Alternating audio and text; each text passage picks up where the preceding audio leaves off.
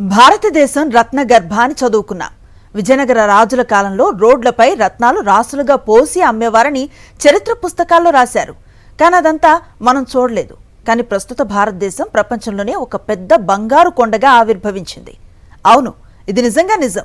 ప్రపంచంలో అన్ని దేశాల్లో గల ప్రభుత్వ కేంద్ర బ్యాంకుల దగ్గర ఉన్న బంగారానికి సమానంగా భారతీయుల ఇళ్లలో బంగారం ఉంది. ఆ లెక్కలేంటో ఇప్పుడు చూద్దాం. బంగారం అంటే భారతీయులకు ప్రాణం. భారతీయ మహిళలు బంగారానికి అత్యధిక ప్రాధాన్యం ఇస్తారు. ఇంట్లో ఏ శుభకార్యం జరిగినా ఆర్థిక స్తోమతకు తగిన విధంగా ఎంతో కొంత బంగారం తప్పనిసరిగా కొంటారు. ఇంట్లో బంగారం ఉంటే ఒక ధైర్యం, ఆర్థిక పరంగా ఒక భరోసా. అత్యవసరమైతే వెంటనే అమ్ముకొని నగదుగా మార్చుకోవచ్చు. వేచి చూడాల్సిన అవసరమే లేదు. ఏ జ్యువెలరీ షాప్కు వెళ్లినా విలువకు తగిన నగదు వెంటనే చెల్లిస్తారు. అసలు భారతీయులకు బంగారం ఒక సెంటిమెంట్. వేల సంవత్సరాలుగా కొనసాగుతున్న పసిడి సంప్రదాయం ఇప్పుడు ప్రపంచంలో మన దేశాన్ని బంగారు కొండగా నిలిపింది. అత్యవసర సమయాల్లో అక్కరకు వస్తుందని ప్రపంచ దేశాలన్నీ తమ కేంద్ర బ్యాంకుల దగ్గర బంగారాన్ని నిల్వ చేసుకుంటాయి. భారతీయ రిజర్వ్ బ్యాంక్ దగ్గర 880 టన్నుల బంగారం ఉంది. ఈ ఏడాది అధికారిక లెక్కల ప్రకారం ప్రపంచంలోని అన్ని దేశాల కేంద్ర బ్యాంకుల దగ్గర కలిపి 36,000 టన్నులకు పైగా బంగారం ఉన్నట్లు సమాచారం. మరి భారతీయుల ఇళ్లలో మొత్తం బంగారం ఎంతుందో తెలుసా?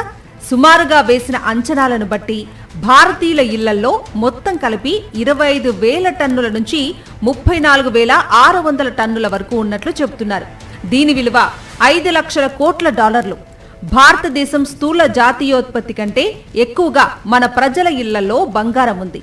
ఇంట్లో ఎంత బంగారం ఉన్నా పండుగొచ్చినా శుభకార్యం వచ్చినా ఎంతో కొంత బంగారం కొనందే మన వాళ్ళు ఊరుకోరు. మరి పసిడి కొండగా మారిన మన దేశంలో ఏటా బంగారం ఎంత ఉత్పత్తి అవుతుందో తెలుసా? అసలు మన దేశం ప్రజల అవసరాల కోసం విదేశాల నుంచి ఎంత బంగారం దిగుమతి చేసుకుంటుందో తెలుసా? ఇంత పెద్ద భారతదేశంలో బంగారం గనులు చాలా చాలా తక్కువ. ప్రస్తుతం ఏటా సుమారుగా 1450 కిలోల వరకే మన దేశంలో బంగారం ఉత్పత్తి జరుగుతోంది. ప్రతి సంవత్సరం 700 నుంచి 900 టన్నుల వరకు బంగారాన్ని మన దేశం దిగుమతి చేసుకుంటోంది. మనం వినియోగించే బంగారానికి మన దేశంలో ఉత్పత్తి అయ్యే బంగారానికి అసలు పొంతనే లేదు. చెప్పాలంటే రూపాయిన్నర సంపాదిస్తుంటే 100 రూపాయలు ఖర్చు పెడుతున్నట్లుగా మన బంగారు దిగుమతి లెక్కలు చెబుతున్నాయి. దేశానికి అత్యవసరమైన ముడిచమురు తర్వాత అత్యధికంగా విదేశీ మారక ద్రవ్యం ఖర్చు పెడుతోంది బంగారం మీదే. ఇటీవల ముడిచమురు ధరలు పెరిగి దిగుమతి ఖర్చు పెరుగుతుండటంతో విదేశీ మారక ద్రవ్యం నిల్వలు తగ్గిపోతున్నాయి. అందుకే ప్రధాని మోదీ ఒకేడాది పాటు బంగారం కొనొద్దని ప్రజలకు పిలుపునిచ్చారు. ఇప్పటికే ప్రపంచంలోని అన్ని దేశాల కేంద్ర బ్యాంకుల దగ్గర ఉన్న బంగారానికి సమానంగా మన దేశంలోని ఇళ్లల్లో ఉంది. అమెరికాలోని ఫెడరల్ బ్యాంకులోని బంగారం కంటే 4 రెట్లు ఎక్కువగా మన దగ్గర ఉంది. ఇళ్లల్లో ఉన్న పసిడి భారతీయుల వ్యక్తిగత ఆస్తిగా, పొదుపుగా చెప్పొచ్చు. మరే దేశంలోనూ ప్రజల దగ్గర మన స్థాయి బంగారం నిల్వలు లేవు. ఆయా దేశాల్లో ప్రభుత్వం దగ్గరే ఎక్కువగా బంగారం ఉంటుంది.